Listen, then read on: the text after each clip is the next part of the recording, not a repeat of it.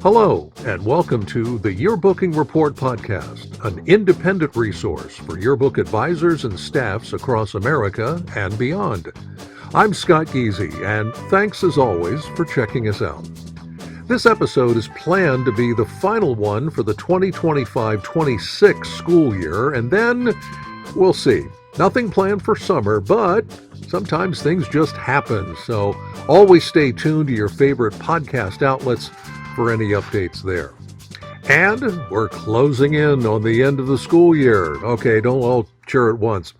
Of course, everybody looks forward to summer break, right? A chance to take a breather, go on vacation, recharge the batteries, all of that. And after 25 years in the field as a yearbook rep, I couldn't help but notice that yearbook work just stops when that last day of school passes.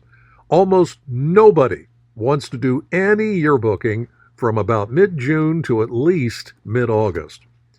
But if we especially look at the months of April, May into June, that's before school ends, this is prime time for great yearbook prep work for next year. Even if you're a summer or fall delivery book, you're working away, you've got people working right now, so why not look ahead? One question, though, is what to do. For that, I reached out to someone I know and respect. Tina Cleavelin, a longtime yearbook pro who has worked as a creative accounts manager for Jostens Yearbooks for many years.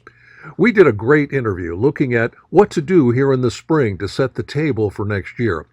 But we also hit on some tough subjects, like dealing with stress today, why administrator support is so important, the popular AI and yearbook question, and how to deal with a death at school when it comes to yearbook. Get ready for some very sage advice. But first, let's meet Tina. First off, let's welcome Tina Cleavelin from Jostens Yearbooks to the Yearbooking Report podcast. Tina, first off, welcome, and thanks for joining me today. Well, hello, Scott. Thanks for asking me. I'm glad to be here. All right, now transparency alert. Tina and I know each other, okay? Because Tina's with Jostens, and for 25 years I was a rep for Jostens. So Tina and I, we've been around the block a few times, so to speak. We go way back. Yeah, okay. We're going to get people talking. All right, let's stop there. All right, we have a lot of questions to ask, but our main theme for this episode is simply preparing for next year. Now, Tina, you and I, we're talking here in April, and preparing for next year could be the next several months, but I'm especially thinking here April, May, maybe into June, depending on what part of the country you're from and you're still in school. In other words, what are things that yearbook staffs can do before the school year ends? So that's going to be our main topic, but we'll save that for just a little bit. All right, okay. Tina, first off, we'd like to ask if you would tell us about something about yourself. What is your background? With Jostens, you are a creative accounts manager, fancy title. Right. What exactly does that mean? And free pitch then, if you would, for Jostens, whatever you'd like to say. So first off, tell us something about yourself, please.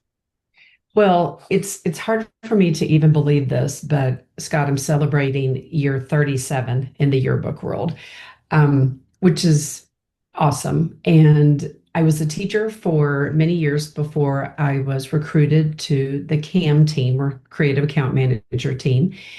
And so it's basically, I tell everybody I meet, I kind of do the same things I did as a teacher. I just don't have to grade papers, and I don't deal with yearbook deadlines anymore. So I always say, don't hate me, but those things are gone.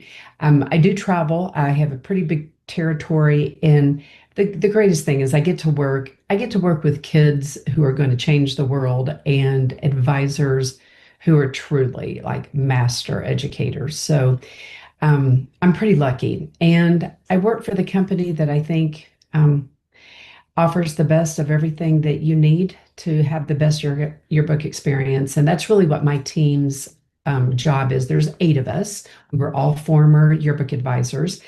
And our job is to just provide the very best yearbook experience possible, because I really believe yearbook is not for the weak, and it takes a village to create a book, especially these days. So that's kind of me. All right, that's fun. All right, 37 years. I don't feel so old. All right, there we go. Thank you very much, It, Tina. You've yeah, you've made kids my can do day. math. Although you got started, if you will, early, I was kind of a late starter as far as the Right. yearbook world is concerned. So I don't know, maybe we're kind of even up there a little bit. Here's just an open-ended question, I guess, and that is, obviously you've been doing yearbook a long time. I did yearbook a long time. Yearbooks have been around a long time.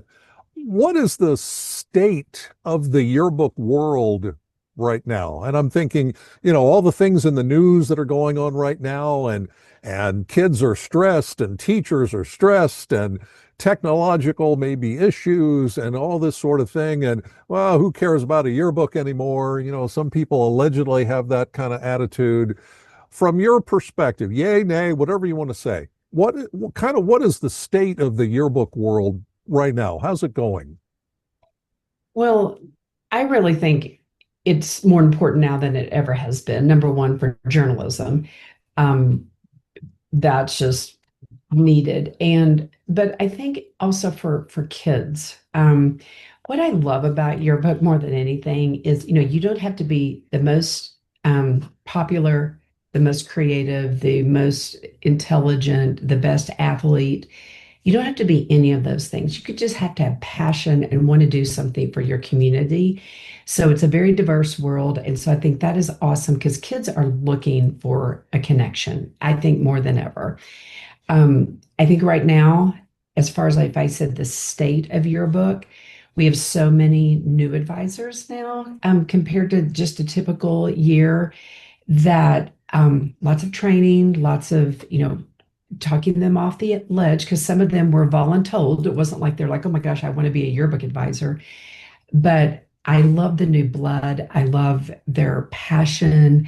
I love that they get into this world and they're like, oh my gosh, there's actually a competition for this and we can get awards. And, and they just love the fact that they're doing something that at the end of the year or the summer or the fall, whenever they pass it out, that these kids are getting recognition. So I don't I don't think it's doom and gloom. I think things are really tough right now in general in the world, but I think more than ever we need a yearbook and we need a good yearbook and we need a yearbook that makes kids feel seen and heard.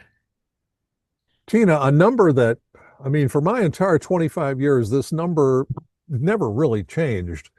And that is the average time that someone is a yearbook advisor.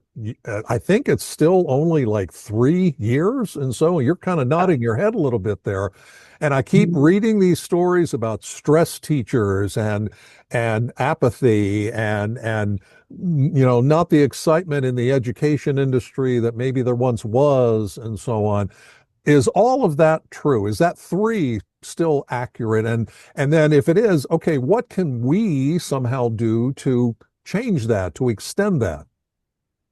Well, I agree. Yes, I think probably average might be around three. That's going to make me want to look that up now. But yes, there's education has never been harder, and I talk to a lot of advisors every year in every season. The spring, summer, and fall, and they're all struggling with the amount that is put on them from their districts and from their states on top of everything that they have to do. And your book is just one part of their day. Now, I do have some friends that they are blessed that journalism is their entire day, but it might be 4 or 5 different publications that they are, controlling, kind of herding cats. And these are student publications. So, they're having to train and motivate. And I think right now the big thing that I'm seeing and I get asked about a lot is the motivation factor. And when we get that's part of this, like getting into this early as of now, or as soon as your book is finished. I think that's where I see we got to provide some ideas and interesting things and get kids motivated and excited for the next year. All right, now it's been either 5 or 6 years since COVID. And Right. Ever since then, I've seen more stories about teacher stress and student mental health and all that sort of stuff. Tina, it's been 5 or 6 years now. I mean, your observation as you travel and work with folks and so on, is this a COVID thing or is this something else? Where is all this stress, I guess, coming from? My team has this conversation often, and we'll meet the first week of May and we'll have it again. And yes, I think the first thing was COVID. And we got through COVID and everybody thought after a year this is all going to be fine.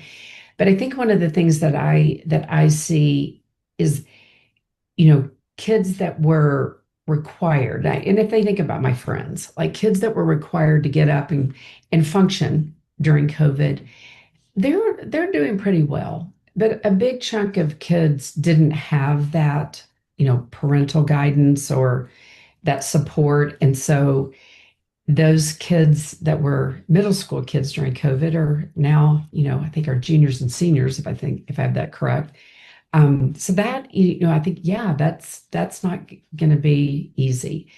But I also, my friends who are leaving, who are retiring because they can, are leaving early because they're like, I love what I do in my classroom, but it's either they're not getting support, they're being asked to do way too much, they're not getting support from their schools or their districts, or some of them are just like, I just can't motivate these kids any longer.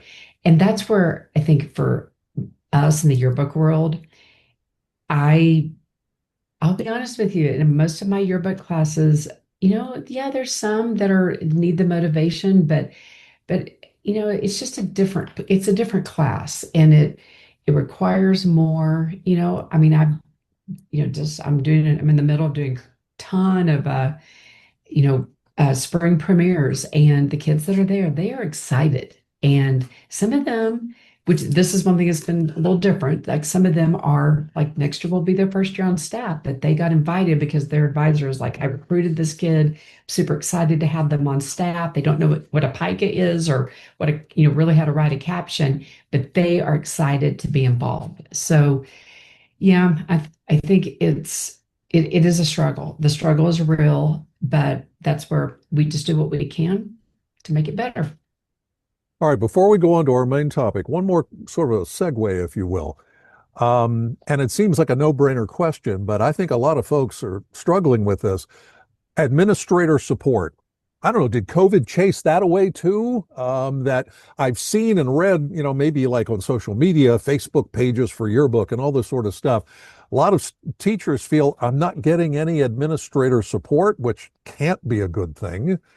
What's your observation with that? What's the importance of getting good administrator support in order to turn out a really good yearbook product? If I think about my programs that are really successful and are not just surviving, and as far as even the advisor as well as the kids, the majority of them have incredible administrator support. And I know several of those administrators and I love them. And some of them have a journalism background, some of them do not, but they realize this is my greatest PR tool. And as more districts and states become, parent choice or school choice, they have to provide something to encourage, parents to want their kids to go to their schools. So I say this often. I'm like, your yearbook should be in your front office. They should be in real estate offices. They, even orthodontic offices. It's a good way to sell more books, but it's also a great way to promote your school, even at your school districts. They should see those. And nothing makes me happier than when I open a book and I'm like, oh my gosh, I want to teach or I want to go to this school. And that's what a yearbook can do. But yes, I was so lucky. I had the best administrators and bosses as a teacher. Very blessed, very lucky. But I do believe it's important, and those who get it are really thriving in the classroom.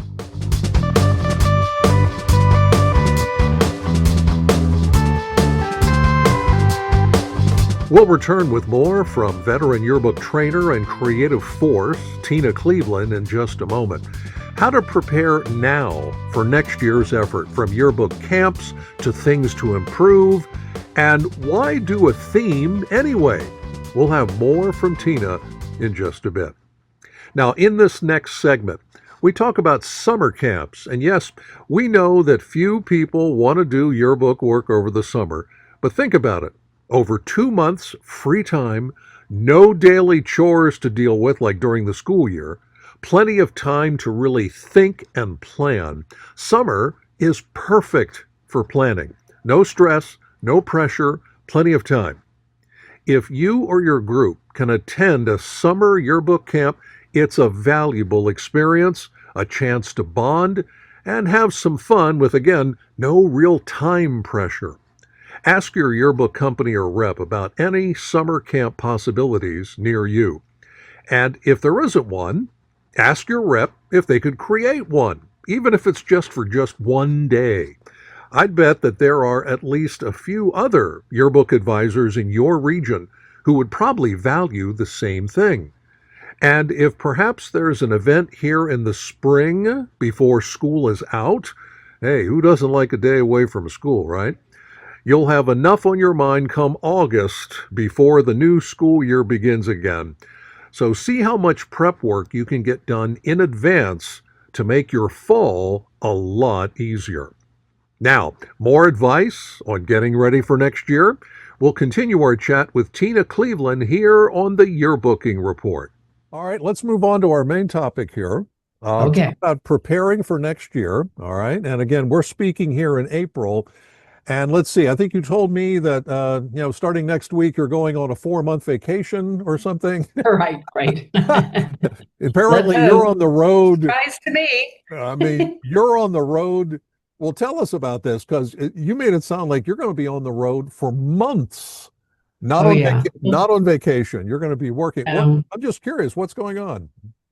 Well, my team, we create 3 seasons of shows and workshops and all kinds of events because, again, our job is to create the best yearbook experience. And the spring, this is focusing on next year's leaders. Some may already have their editorial positions given to them or earned them. Some of them are hoping and praying that they get to be it. So leaders and the advisors come to these events, and I always tell my new and experienced advisors that I always felt the only time I did not go to a summer workshop, and we'll include all this, I felt like I got up late every single day that next year. Once I realized, I was lucky, I came into a school, my first teaching position, where that was already just a thing that they did. And the rep sent me, the kids were excited about getting ready. And I had met a couple of advisors at different events. And so I knew I had to start, we would finish the book and we would take like a week and do some parties and, we would celebrate, relax, and then we were right into thinking about next year's book. And it wasn't always that, oh my gosh, we're going to have the theme done before school gets out. But we always had some ideas. We would create vision boards. We would come up with, some concepts that made sense for our school. And we would be working on our visual and verbal trademarks so that when we attended the summer camp, then we were ready. We were ready to go with all those ideas. And our goal always was by the end of the summer workshop, we had our cover, our theme, our ladder. We had several of our designs, especially the ones we were going to work on in the first couple of deadlines. They were ready to go. We would make some changes when school started, but we had a lot of that done. So really all we had to do was, train all those new kids because we always had a lot of new kids every year. All right, then a follow-up question, I guess, is in my time in the field, I would have a number of yearbook advisors that, again, every school is different. They literally would not know who's going to be on next year's staff until maybe literally the new year starts, or Right. at least maybe sometime over the summer or something when somebody in the administration office puts classes together and, whatever the heck they do there. For situations like that, Tina, all right, somebody who's watching or listening here, and they're like, I have no idea who I'm even going to have for a few months. What could they do here in the spring for prep for next year? There's got to be something they could do in their particular situation. What do you think they Right. could handle? Well, and every situation is different, and we deal a lot with that with middle schools. Like if they're not allowed to have kids returning, they may have a brand new staff every year, but those kids that were on staff, whether they've been on for 3 or 4 years and now they're an eighth grader or a senior, or they were only for a year, they have now yearbook experience. And, by the time you finish the book in March or April, you still got the rest of the year. So I love the concept project where you put them into small groups and they work on an idea that would make sense for their school. And we've got a ton of inspiration shows and concept shows that can give them ideas of what they're looking for. I love for them to profile their schools, to think through like what is cool and unique about our school, what makes our school different than all of our rivals that surround us. I always ask kids, like, if I came to your school as a guest, what are the top three places you would take me and why? And a lot of times we come up with a theme from there. But maybe if this, current class, could come up with anywhere from 4 to 5 topics and concept ideas, then the teacher can take that for whenever he or she knows when their class is going, what their class is going to be, and they have somewhere to start from. They could even begin with even just vision boards, like going and doing digital field trips I love to look at, I'm a big sports person. So I'm always encouraging kids to follow professional and college sports teams through social media because they've got some amazing designs and even coverage ideas. But they could come up with vision boards that either are truly, we're taking this out of a magazine and putting it, taping it, thumbtacking it to a wall, or we're creating a vision board on Pinterest or a Google Doc so that it is all there. But yes, there's going to be situations like that. I do encourage also those advisors to see if there's, they may not know because this is the way it's always been done, but they probably could go to their registrar, their administration and go, you know what, if I could just know, then there's a potential that we could either do our own private workshop in the summer or a work day to kind of get, some training done or, some brainstorming, and or we could attend the summer workshop that is available. So sometimes the administration just doesn't know that it would be helpful if the teacher knew. I would love to know who's going to be on my staff next year. All right. I'm just curious, Tina, because you do obviously way more traveling than I do. Are there a lot of spring workshops out there? In other words, a place where I can go or take my group that isn't necessarily like 4 or 5 hours away or something crazy. We can't make that long trip. Are there enough spring workshops out there? Is that all a rep thing? Is it a company thing? I'm just wondering, there may be some people watching or listening like, there's nothing around me that I can even go do. Your experience, is there enough of those out there? I do believe so. And right after COVID, we didn't have a lot of events because it was tough and there were still some areas that were shut down. But yeah, we are pretty much back to full speed at this point. So, just Googling, yearbook workshops in my area, that's where Chat GPT can be your good friend, can generate some ideas. You could go on the Jostens website and we have a lot of our workshops are there. Happy anyone could contact me at tina.cleavelin@jostens.com. I'm totally happy to reach out and let them know what's available in their area. But I would I would say for 80% of the country, there's something available. All right, now let me switch to summer. Summer Okay. camp. Nobody's in school. Nobody wants to go to school. Right. All right. I hear It's you. like, I don't even want to think about that. I want to think about vacation or something like that. I mean, where I used to work, which is Pennsylvania, there was usually one camp sort of in driving distance that in this case a camp like 3 days long or so on, not a one Right. year, a 1 day thing, like a 3 day thing and so on. Are there enough summer camps, or is summer just for most folks it's like it's a no-go, like nah, I don't want to do yearbook work in the summer? What about yearbook work in the summer, Tina? What do you think about that? We know, first of all, And I totally understand. Trust me, when you're not getting paid for it, it is frustrating as an educator to think, what am I doing? But I just cannot say how important I think it is that you are doing something either spring or summer to at least get a jump start on what you're going to do when school starts. Especially if you are a spring or summer delivery book, that is very important. But there are a lot of workshops. Some of them did not survive COVID, but there are a lot of them. The one that I direct in San Diego is sponsored through corporate, is our national workshop.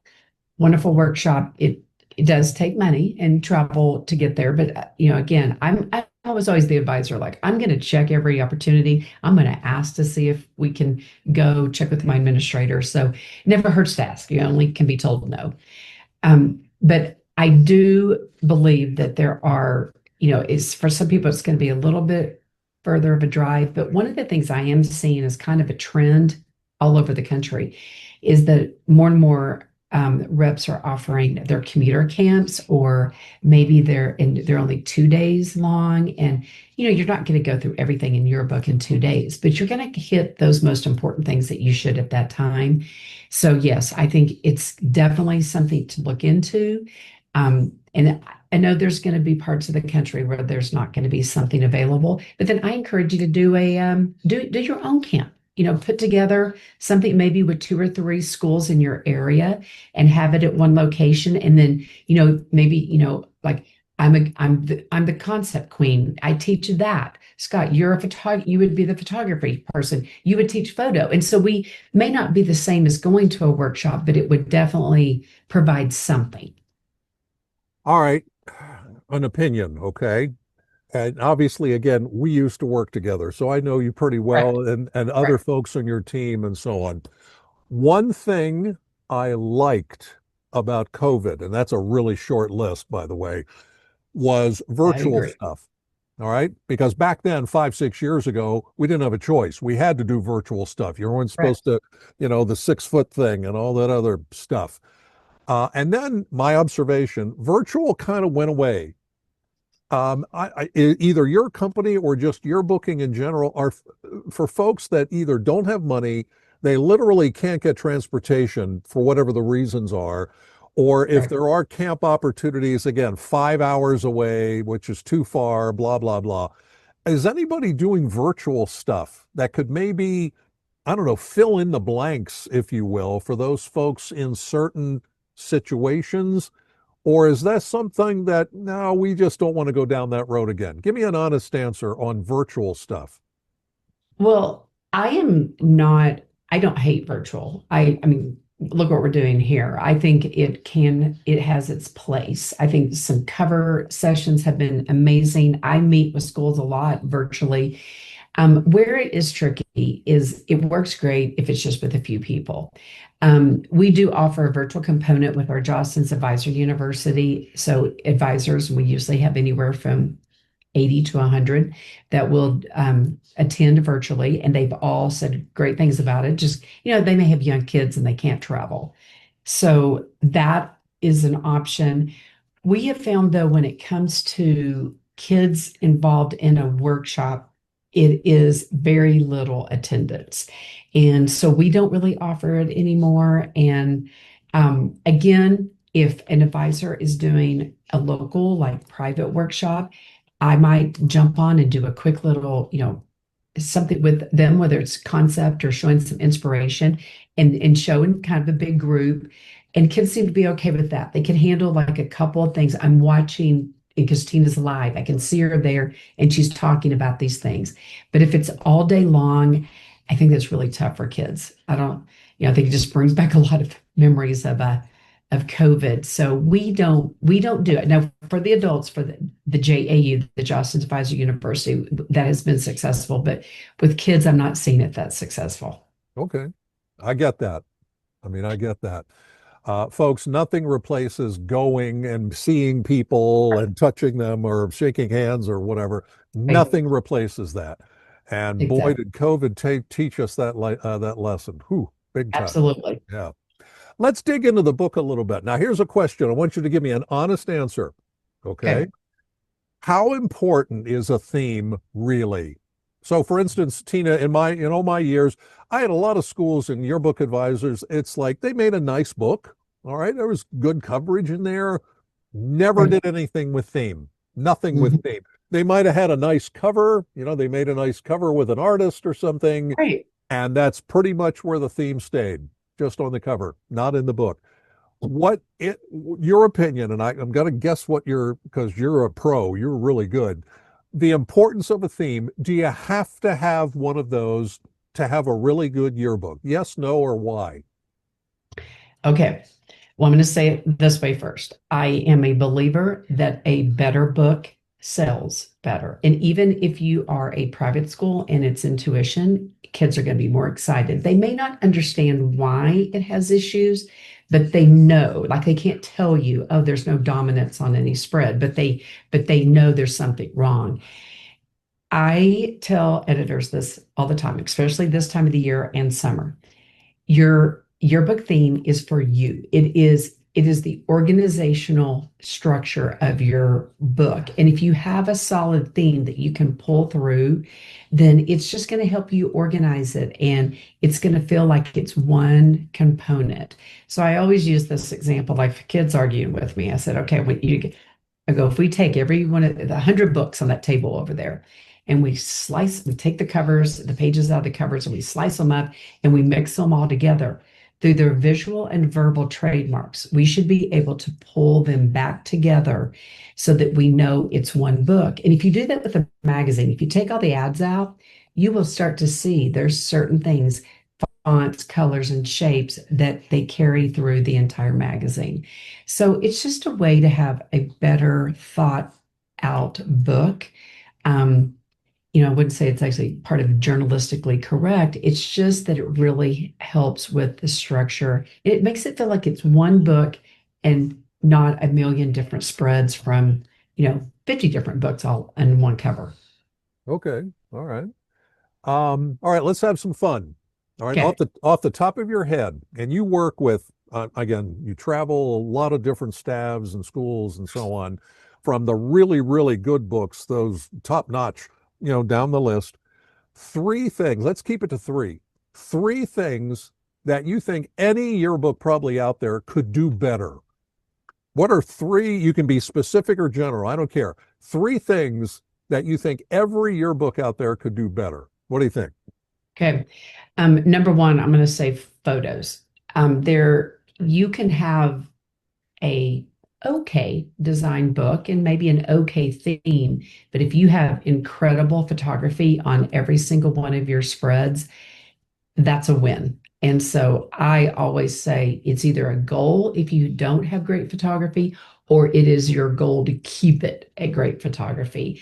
The number one thing, you got to take a lot of great photos, number one, but our spring photo session is all about cropping.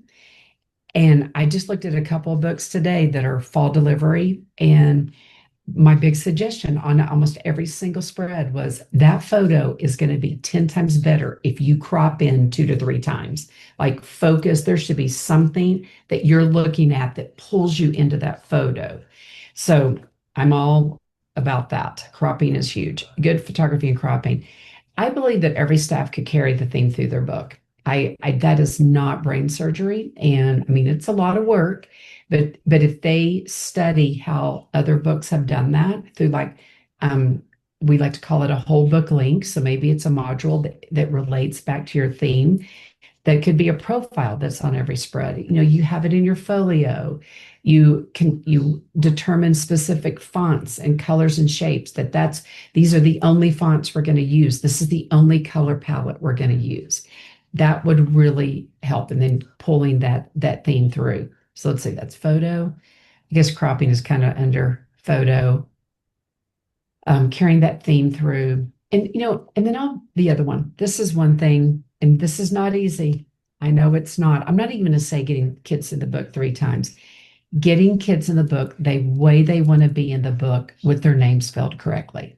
And that, through our tagging and all of our things that we do in our creation tools, there's so many things that you can do to avoid misspelled names because I have a weird last name. It's Cleveland, but it's if you're spelled the way it's spelled for me, you're related to me because it's weird.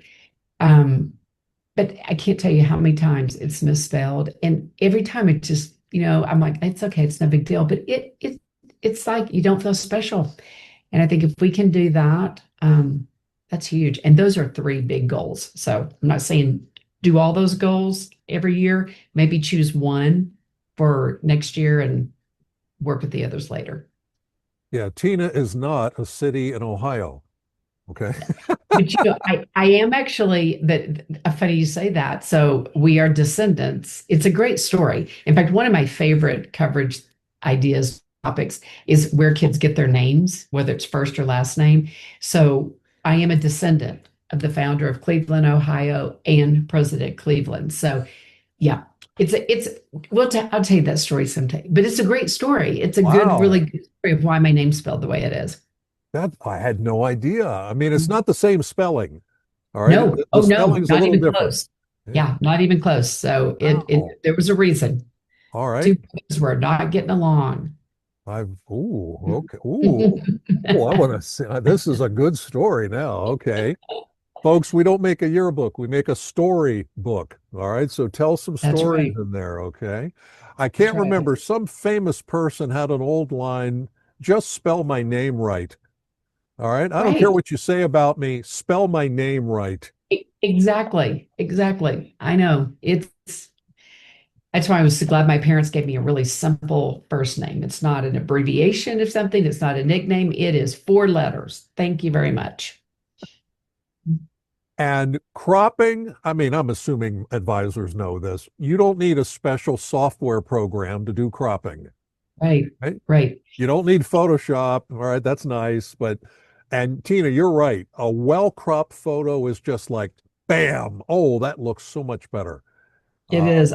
I could pull up several books right now and just show them like look how amazing this spread is because there is one like you know where to look. And if you don't crop a photo, even and if it's your largest element on the page, and I don't there's 12 people in the photo and you're not focusing, I don't know where to look. And so then that's when people get frustrated and they just move on to the next spread. And so that's why thinking through what you're doing, design always has a reason and a purpose. all right, I agree 100%. Yes.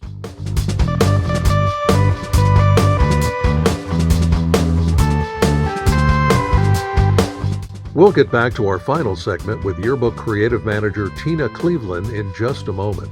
We really tackle the popular AI question, and in some cases, what not to do with AI in Yearbook. And we also revisit a situation that few yearbook staffs take the time to really plan for. What happens when someone at school has passed away? That's a tough one. But Tina has some great advice from her own experience. That and more coming up in a bit. Well, hopefully you know about the 250th anniversary of America this year, 250 years since the signing of the Declaration of Independence. July 4th this year will be a big day, of course, right in the middle of school summer vacation. But this is a huge event all over the country, probably in every single area. So that makes this yearbook worthy for next year's effort.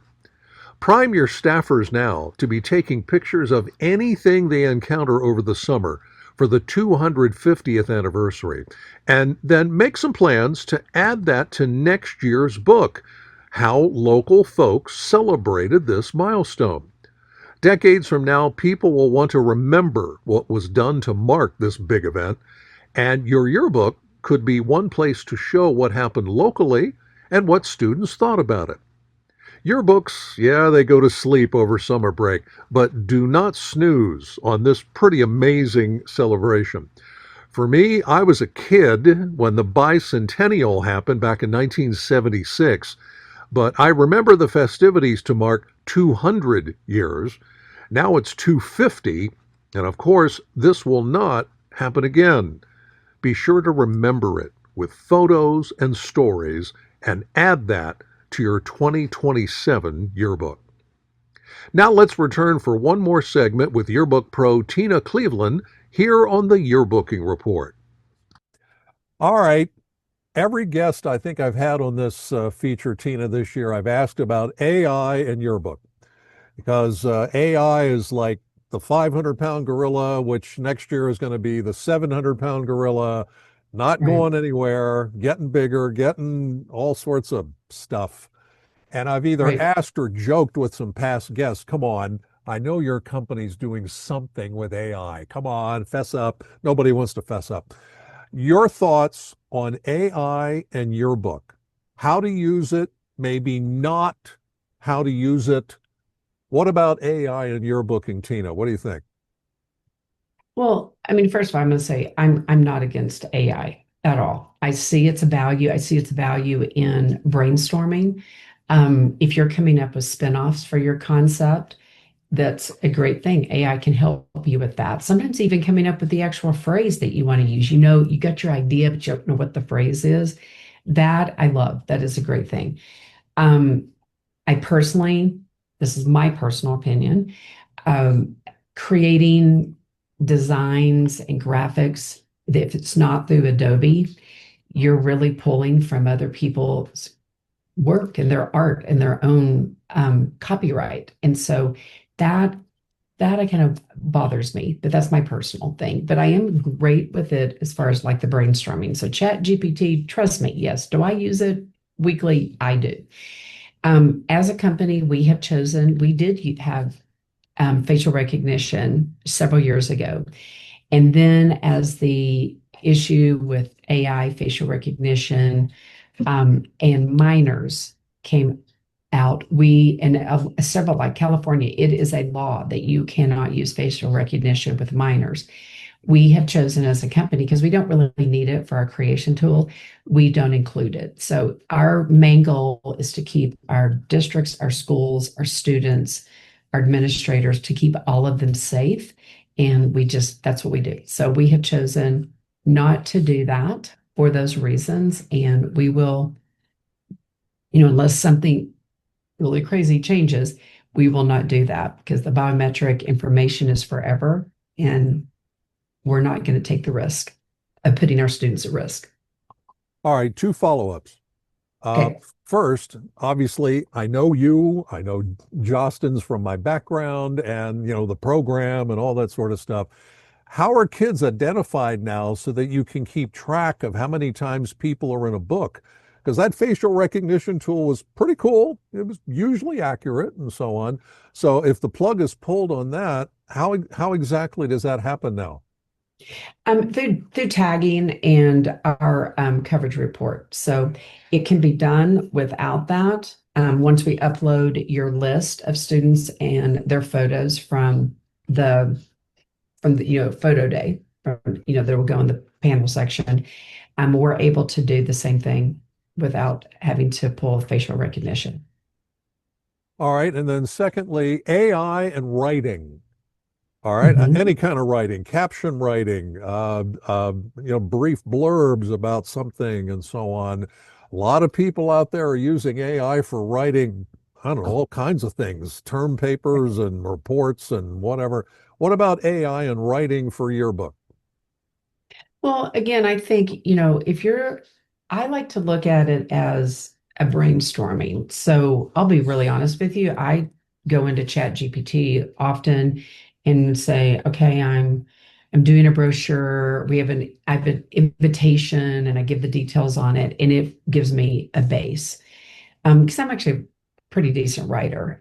But it it's never always accurate and it's not always great, but it gives me a base to start with. So it saves me some time. It may give me an idea like, oh, I didn't think about that. That's a great direction to go. So my personal opinion, again, I have a lot of friends who will not agree with me. I'm okay with that. That doesn't really bother me. To use it for a term paper, that's kind of a different, that's a different cat. But for the brainstorming, basic ideas, somewhere to get started, like I've had several staffs that their opening copy, They put their theme in, they got a basic opening copy. But what I love is I love to see where they started with the chat GPT and then where it went. And it's so much better once they've spent some time on it. So don't just, okay, it wrote it for me, I'm going to go with it. That's like step one of like 20 steps. Okay. That's an interesting way to put it. All right. It's Yeah. Well, good. I'm going to try not to fight it because, I'll be honest with you. I was one of those people at the beginning that was like, this is terrible. No, whatever. I have had to loosen my reins on that because it's not going away. I mean, it's not. It's just going to become bigger and bigger. And we've just got to, it's kind of like the cell phone. I wish we would have taught people how to use cell phones appropriately way early on. And that we don't have to have a conversation in an airport with a million people around on speakerphone. I wish we would have done all that, but we didn't. So I would rather teach appropriate use of a very, very powerful tool, but also I think people and kids need to be aware of what it can do in the negative, and we use it for positive. Use it for good. Be good. All right. One more quick one, because maybe it's the cynic in me, but I have to believe somebody's working on this. First, there are a lot of companies out there now that print yearbooks. I mean, it's a growing number, okay? And I have to believe somebody somewhere is working on an AI program that will literally lay out the entire book for you like that. Just put in some information, push a button, poof, whole book is laid out. First off, have you heard anything like that? And would you support something like that? I mean, hey, would save me a lot of time. That'd be great. I don't know. What do you think about all that? Well, yes, of course, I have heard of this, and there's always discussion of how to improve. And you know, I believe every school has its situation, and there are, probably 20% of the books out there are advised and by someone who's going to stay there for many years and build a program. But a lot of our programs, have a new advisor every year, every 2 years, or like we just said earlier, every 3 years. And, that's really hard to instill and build that tradition. So, we have paid surfers that the book is created from cover to cover, and you can use them as is, or you can take them and change them up any way that you want. So it's really not any different to me than that. So no, I'm not completely against it. It takes a village to do this. It is a lot of work, and there are advisors who are going to make it their life work, and there are advisors who are like, I want kids to have let's just get this book done. So all the possible tools that people can use to make it better. Now, I will say that if you're using something like that and it's this, you have to be honest with yourself. And if you're competing for state national awards, like, if it's part of design contest, if you didn't design it, then it really isn't designed by students. So that's just something that I think you'd have to take into consideration. But no, I'm not against it. Okay. All right. All right. Final question. And this is one you and I kind of dealt with a few years ago coming out of COVID. I'm guessing not much has changed because my opinion, most schools simply do not prepare for this until it hits them, and it's going to hit everybody. And that is somebody at school has passed away, a Right. student, a teacher, a coach, some important person connected with your school or something. And then it's okay, we got to do something for them in the yearbook. And that's where it's like, this kind of look like, blah, blah, blah. They don't know because they've never planned for it. Now, Exactly. Tina, we did this like, I don't know, 4 years ago, whenever it was.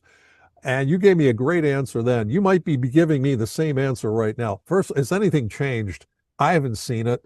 That most schools just do not prepare for this and need to. And then the question, okay, what should they do? Someone has passed away. What should a yearbook staff do before that happens? What do you think about all that? Well, I wish I could say that it had changed, but no, I don't think it has. The only thing I think that's changed is that more advisors are aware because we really push this a lot at workshops. But with having so many new advisors, then it probably negates all of any progress that we've made. But yes, that's what happened. People do not prepare for it. So, number one, you have to have a policy, and you can call it whatever you want to call it. And to me, best case scenario is you plan for it now. That this is a big policy. So, believe you should create a committee. The advisor can be involved if they want to be involved, but definitely, leaders of the school, maybe from student council, the people from band, newspaper editor, yearbook editor, you definitely want to have some of those really, the kids who really care involved, and then some administrators and some teachers. And they come up with the policy that makes sense for their school. And I have been involved unfortunately, in many of these. And sometimes it's committee, sometimes it's last minute. It's the yearbook staff, the principal, the advisor. And the things I always say to them is you have to think about how this is going to affect everyone. So reaching out to the family of the person, whether it's a teacher, a custodian, a student, reaching out to see what they would, what they want. Like, this is our policy. What do you want? I think that's very important. But I also want, as you're thinking through this policy, I ask this question a lot, and it doesn't get the same effect because it's been over 20 years now. But I live in Denver, and I always ask kids, so what if your school was Columbine? Or ask about one of the, recent shootings, and it stops them. And I'm like, would you want 16 full page memorials in your yearbook? Every single one of them says no. And I said, and I don't even think the families of these people would want that. So maybe it's one page with everyone on it. So you have to decide what makes sense for you. In some communities, the first page dedicated to that person is what makes sense. For others, it's back in the index, and you determine the size that it's going to be, and that's the size it is for everyone. And then you can have, friends can come together and, do an ad for them. There's other options of things that they can do, but you also can't determine when this is going to happen. Unfortunately, it doesn't happen usually at a time that makes it easy for the staff. So a policy is so important. Make a policy, and then when it happens again, which is almost inevitable, Right. you've got your plan. Here it is. No, Right. no Makes it, stressing, even I if mean, you're an elementary school person, even right. you Right. make, Oh, you have to, everyone, you do not know when this is happening. And it's so hard and, emotional when, you lose someone in your community. And if you have this set up where you don't have to deal with it, it makes it a lot, it's not easier. It just takes a lot of the stress off the yearbook staff. Tina, one thing I really liked about your answer, bring in some outside people Right. to help make this policy. Because I think a lot of yearbook decisions, you get this tiny little group of people in a room and so on. And we're in agreement. Bring some outside people in here and get some of their advice. I don't know, why is that so important? Well, I think that's important because this is a huge decision, and this will be something remembered forever. And as long as you've got, kind of a pie, different slices of your community of people that are going to give their thoughts and their opinions, because there may be things that you've never thought about, or maybe if you're a newer advisor, new to the community, you don't know certain things. I just think it's so important. Like I did this at my last school, and we even brought in three parents of students at our school that the administrator actually chose, and they were very honored to be, even though it was really hard doing it, honored to be part of the decision. And it's a policy that, as far as I know, is still the policy that they use. Tina, some great advice and some great information. Really appreciate you helping us out. So you can go pack your bag and go on your 4-month vacation or whatever, or work Oh, vacation. All right. Your frequent flyer miles must be serious. Holy mackerel. oh, they're good. Yeah, they're good. My friend, Yeah. I appreciate you helping us out here today with some great, like I said, information and advice. And thanks again for joining me. Well, thanks, Scott. It was wonderful. Everybody have a great rest of the year.